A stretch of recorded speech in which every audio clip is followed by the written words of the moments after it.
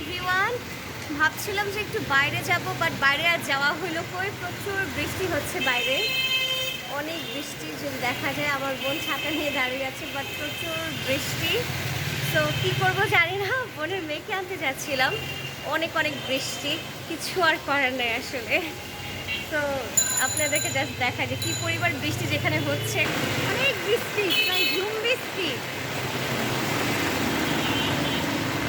আমার মনে হয় না ঢাকাবাসী এরকম বৃষ্টি দেখতে টানা, এত বৃষ্টি, প্রচণ্ড বৃষ্টি, পুরো রাস্তা ফাঁকা, রাস্তাতে কেউ নেই, শুধু আমি আমার বোন ছাড়া।